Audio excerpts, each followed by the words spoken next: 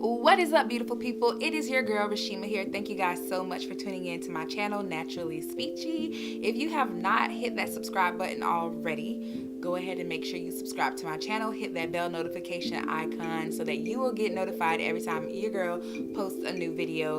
So in today's video, I actually just want to come on and talk to you guys about my top 5 areas of speech language pathology. So I haven't had exposure to the entire field yet, but I am currently in my 2nd semester of graduate school. So for those of you who are subscribed to my channel, you know that I am currently a graduate student at Florida State University, and I am studying communication sciences and disorders, so that when I graduate, I will become a speech language pathologist. This video may interest you if you are an undergrad student, a graduate student, or somebody looking to switch over to the area of speech language pathology. So I'm just going to give you guys my top 5. They're not, well, they are in order, but I'm going to go from not my least favorite. I like it all.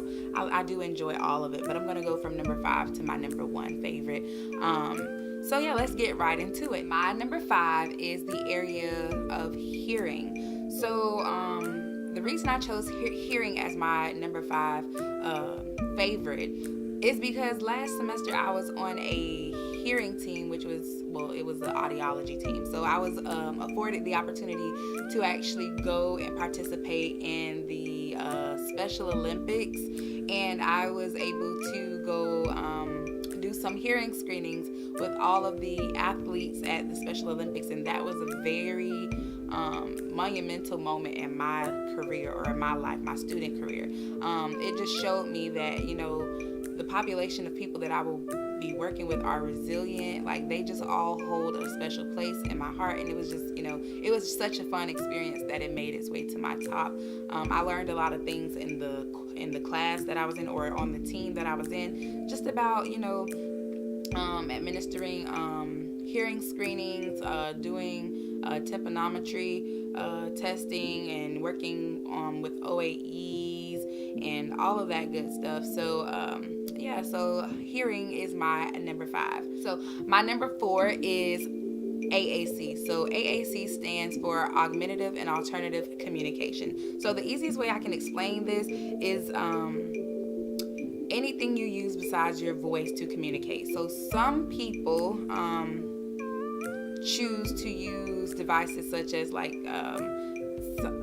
PVC pipe square with pictures on it, and then in order for the person to communicate, they'll just make it something simple, and they'll put pictures on each corner of this square, and the person can look in the direction of whatever it is that they're trying to communicate, so that you know that's what they're trying to say. And it can get even more advanced and go all the way up to somebody having a communication device that's like an iPad, or a system like the eye gaze system, where there's a camera that tracks your eye movements, and you can type out an entire message to say to someone. I don't want to get too much into detail about it. Well, I can if you guys want. Just leave a comment below and I'll share what I know about it. But yeah, I really like anything that has to do with technology, but it doesn't necessarily have to be a piece of technology to be AAC. Some people have flip books. So a person who might have aphasia may make a memory book or a flip book that has pictures inside of the book, like a binder or something, that when they're trying to get a message across, or they're trying to show you something that interests them, or something that they were trying to talk to you about, they can just flip to that page in the book and show you, like, okay, this is the soda that I want, or this is the person, this is my mom, this is a picture of her, and this is what I was trying to show you. So my number 3 is language. Now, if you have any background in speech language pathology, then you know that language is this broad area of speech language pathology. Like, there are so many different areas of language. I enjoy a few, and I have them written down on my iPad, so let me just see what those are. So okay, so off the bat, we have receptive and expressive language. So the receptive language side that I enjoy is just basically with the little kids, is what I'm talking about. So being able to see how much a child is able to take in what I am saying, or perceive what somebody is trying to convey to them. The expressive language part is just the child's ability to use their language to get their message across to me. So I enjoy all aspects of expressive and receptive language. I also enjoy literacy. So for those of you who do not know, I am on a grant program that's for early language and literacy. I really enjoy seeing how language develop in a child. And then my other part of language that I enjoy was developmental social skills. So working in the school system, I got the chance to work with a few children who had autism, and I saw how I saw some of the therapies that we were doing for building social skills. I just took a liking to it, not for any particular reason, not for the particular population. I just personally enjoy building social skills and the types of activities you can do with people to help them gain those skills. Number 2 is dysphagia. So I kind of mixed this one up. I think this one was supposed to be number 3.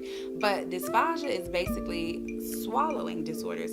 So I don't know everything about dysphagia. I took a swallowing course last semester, and I got a lot of information about it, and I just was really interested in it, and just learning about how the anatomy end up, or even I guess your torso end up, is involved in like the respiration, and how learning how your epiglottis and stuff closes down when you're trying to take a swallow, and if any food or anything, any bolus gets down into your esophagus, and how you have to cough to get it up. It was just a lot. I learned a lot in that class. I really took a liking to the information that I was learning, so I'm just like, it landed you a spot on my list. So yeah. And then the big number 1 was aphasia. So at this point in my graduate school career, I would say that aphasia holds the top spot in my heart. Anything that has to do with a neurological or cognitive disorder, I love it. So I love aphasia, traumatic brain injury, the dementias, which I don't know too much about right now, but I'm in a class that's going to teach me a lot about it. I really enjoy learning about all of that stuff. So with the aphasias, the most common types of aphasia that I've worked with, or that there are, is Broca's aphasia and Wernicke's aphasia. So with Broca's aphasia, these clients are typically non-fluent, and I think the damage happens in the frontal lobe. And with Wernicke's aphasia, I think it happens in the temporal lobe.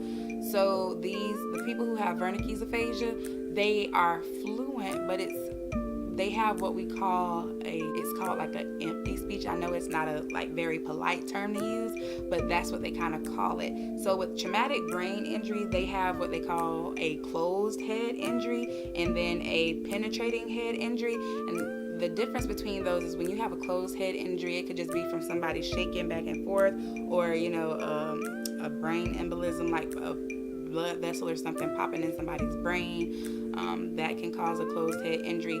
Something that may cause a penetrating brain injury could be something like traumatic force, like somebody getting beat up aside the head, a fall, anything that can cause the skull to open. So I don't want to make this video too long. I just wanted to come on and share my top 5. Well, that was 10. Share my top 5 areas of speech language pathology, and I'm sure that the more that I learn about all these things, I'll be able to elaborate a lot. I know a lot, but what I'm able to get out to tell you guys is just like, okay, where do I start? And I don't want to talk too much. So if you have any questions, leave a comment down below. Send me a DM. I'll see you guys in the next video. Oh, before you get out of here, don't forget to hit that subscribe button. I know I told you before. And how about you watch this video? It just wouldn't be right if you watched this video and didn't watch anymore. So yeah, watch my next video. Toodles.